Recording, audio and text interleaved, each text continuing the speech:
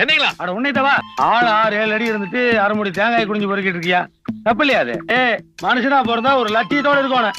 அண்ணா குடிஞ்சு தேங்காய் பொறுக்கிறதுனால லட்சியம் இல்லைன்னு நினைச்சுக்காதீங்க. எனக்கு லட்சியம் இருக்குதுங்க. என்ன பின்னால தெரியுது இல்லைங்க அரமனை. அதுல வேலைக்கு சேரணும். சொல்லு வேண்டாம் சேர்த்து விடுறேன். இல்லைங்க, அந்த அரமனை ஒரு நாள் எனக்கு சொந்தமாக்கிட்டோம். சாகருக்குள்ள ஒரு இடம் உள்ள போய் பார்த்து வரும்னு சொல்லு. அது ஒரு நியாயம் இருக்கு. சொந்தமாகறானாம முடியுமாட உன்னால? முடியும்னு நினைச்சங்காட்டி தானுங்க தாமஸ் ஆல்வா எடிசன் கரண்ட் கண்டுபிடிச்சாரு. சரி, இவ்வளவு விவரமா பேசுற. நாய் கரண்ட் மாதிரி பணின்னு போட்டிருக்க. நாய் தானே கரண்ட். எப்போ? காலையில ஒருத்தர் தேங்காய் உடைச்சாருங்க. அதை பொறுக்கிறதுல எனக்கு நாய் சரியானு போட்டு நாய் ஜெயிச்சிருச்சாக்க? இல்லைங்க, நான் தானே ஜெயிச்சேன். நாயை கொண்டு போட்டேன். நாயை போய் கொண்டிருக்காம நாம முன்னுக்கு வரணும்னா அப்புறம் நாய் என்னங்க மனசு நின்னுங்க ஏறி மிதிச்சு போயிட்டே இருக்க வேண்டியதான்.